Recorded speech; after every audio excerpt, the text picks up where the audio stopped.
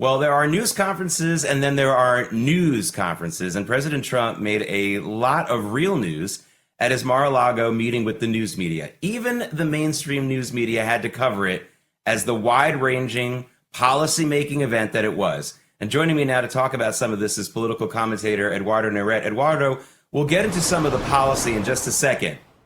But let's first talk about the sheer breadth of this news conference.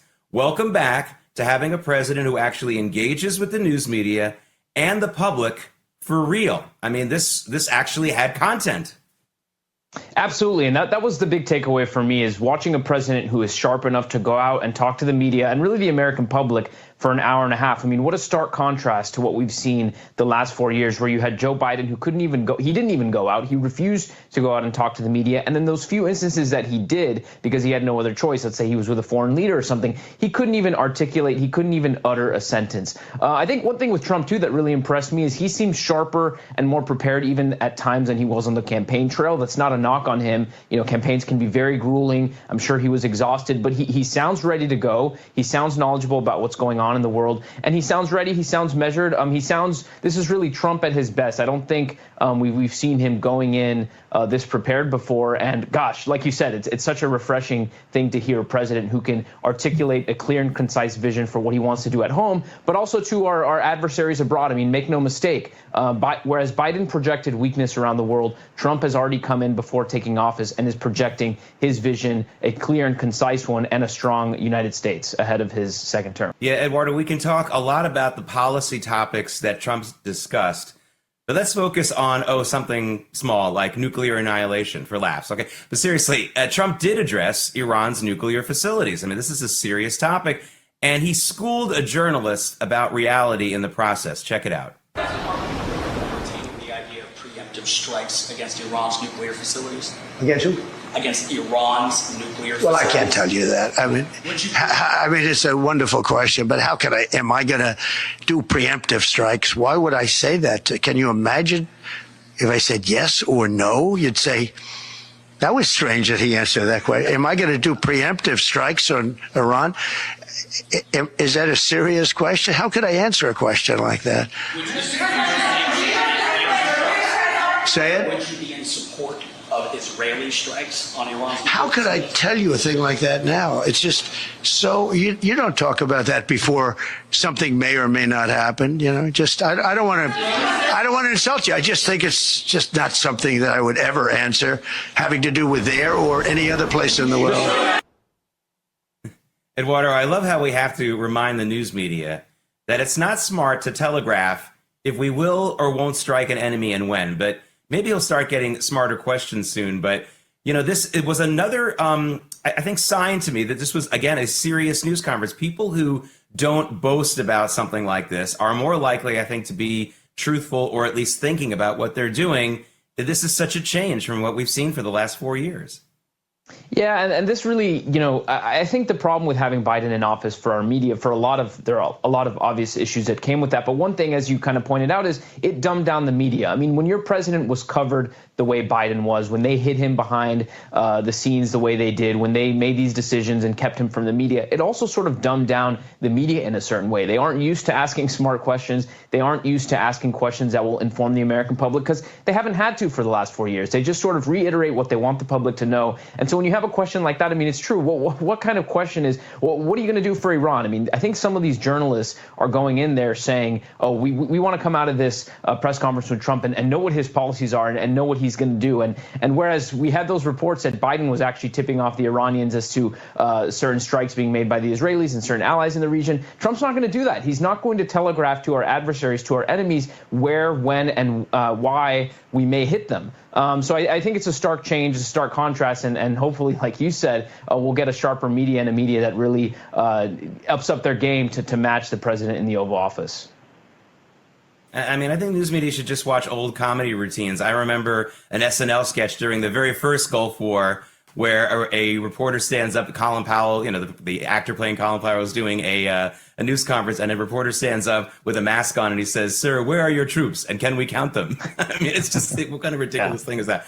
Eduardo, I apologize in advance for having to bring this up, but we have to talk about this drone mystery. Now, President Trump did that in the news conference, And he said the Biden team does know where they come from and why, but they're not telling us. Now, that seems to have woken up the feds. They suddenly reacted not long after he said that, and they said they'll start using some tracking technology to get to the bottom of this. Eduardo, are you confident we're going to get an answer about this and these drones? No, we're not. Before And President Trump? Yeah, we're not. And I'm a little embarrassed as a newsman to say that I'm not super interested in this story, at least when it first came out. I mean, the whole UFO thing, I know that's a story that's been brewing for the last few years. So when I first heard reports of these drones over New Jersey, I was like, okay, it's another one of these stories. But that all changed when we basically have reports from eyewitnesses, when we can see the videos, that it looks like something more official than a one-off, right? I mean, people are seeing dozens, 50, up to 100 drones in the sky. And I think the one takeaway that we do have, while we may not know who is sending these drones, what they're doing, what they are, the one thing we can say is we can never trust the U.S. government to be honest and straightforward with the American people. Because what you have here, and the reason why I know that, is you have, for example, people like Alejandro Mayorkas, the Homeland Security Secretary, or John Kirby, national security spokesman at the White House. They're going out in the media saying, we don't know what these are, we have no idea what they are, but at the same time, we do somehow know that it's not a public safety threat, that there's nothing to be worried about. So how can you, on the one hand, not know what it is, but then with a straight face say that we shouldn't be worried about it at all? So that's absurd to me. You know that they're lying. And I think what we have here, there are a couple of theories been posted online. There are a couple of aerospace experts who've posted on social media. And there are reports that what this is a test run, a military operation by our own country for a couple things. Number one, to test the technology of our drones to see if they would be able to pick up, let's say, a dirty bomb in a time of war, if there were a terrorist attack in this country. Okay, that's plausible. That sounds believable to me. And another thing that they're saying that part of this test is somewhat of a psychological operation to test the American media's response, to test the American public's response if something like this were to have to happen. Now, that, I guess, in theory is all, sure, we want to test and do these types of things to see what the response would be. My problem with it is, of course, they choose a couple weeks in the middle of a transition when you could argue maybe our government is at its weakest. We have certain heads of certain departments who are going out the door. The president's going out the door. We have a new president coming in. And so the fact that they would do this to me and cause this panic right before Trump takes office is not a coincidence. I mean, I think that is being done on purpose. And secondly, again, to our enemies and our adversaries overseas, to project this confusion, to project the fact that we have heads of the federal agencies, that our own head of Homeland Security claiming on TV that he doesn't know what it is, and all these other higher-ups in the West Wing. I think that's disturbing. Whether they're lying or not, it just projects confusion. It projects a United States government that is not prepared and one that doesn't know what it's doing. Yeah, I mean, it's so, and it's disappointing. I mean, really, I mean, no matter how low the government stoops, they seem to stoop lower again and again. Eduardo, I've been ringing a big alarm about the Biden pardons and commutations. I think they are beyond just a little bit of partisan patronage. This is a real jailbreak right now, and it really looks like it's being done either for financial reasons or to literally hurt America. Now, the right-wing media is calling this out, as you can see here from the National Review. But Eduardo, we've looked at these pardon recipients, these commutation recipients. These aren't liberal people getting these pardons. Not only, I mean, there are some.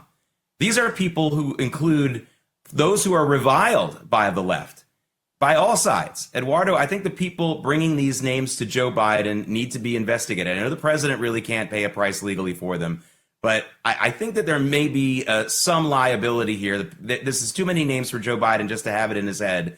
And maybe these people bringing in front of Joe Biden needs to be investigated for taking bribes or some other motivation. Yeah, and what's interesting to me is there's been a chart going around on social media, President Biden's commutations and pardons compared to every other president, and his are through the roof. I mean, I invite the viewers to go look up that chart, especially compared to Trump. And of course, the media puts its own spin on this. I saw Pew Research put out a chart that said the percentage of a president's pardon in his last 6 months of office. And they show Biden, look, Biden's on par with all these other presidents because he, like the rest of them, have done a lot of pardons and commutations before leaving office. But of course, what they leave out is the sheer number. I want to highlight one, and I'm looking down here because I don't want to get the name wrong. You have Judge Conahan and Sia Varela, which your viewers may have heard of this story. These were two judges in part of a Kids for Cash scheme where they were putting extremely harsh sentences on young children, first-time offenders, sending them to jail, sometimes for months, years on end, before they could even really have a fair trial, before they could even see their loved ones. And they were doing it with kickbacks from these private prisons. And when you hear stories like that, I mean, there was a mother of one child who sadly ended up taking his own life as a result of going to prison for 8 months. He had a first-time offense, underage drinking, and he was sent to jail for 8 months. His mother came back and said, you know, he was never the same after that. God only knows what happened to him in that prison. I will never know. But he was just never the same after that. And to know that there were two judges, people who we either elect in some states or who are appointed in other states to protect people, to enforce the rule of law, to know that they were getting cash kickbacks by sending children to prison is disgusting. It's a disgrace. And it's a disgrace that Biden would pardon these people. That's another aspect of society that I wish we would take more of a look at. Judges. I mean, people have this idea in their head that judges are these super honorable people who are just there enforcing the law. But again, the fact that Biden would pardon these two judges, the fact that he would pardon all of these people that we've seen, I mean, forget his son. It really sends a message that you can be lawless in America as long as you know the right people. I mean, go do what you want, go embezzle money, go commit crimes against the people. And if you know the right people in power, you'll be taken care of. Well, Eduardo, I hope folks stick around. I hope you'll stick around also just to watch it, because I've got a possible solution for this coming up. Eduardo Naret, always a pleasure. Thank you for joining us. I know you're on the road all the time. And you saved us from breaking a big rule of American TV. We are not going to talk about Canadian politics other than my headline before, but trust me, Justin Trudeau is in trouble. He's not going to be prime minister for long, and that's thanks to Trump. We'll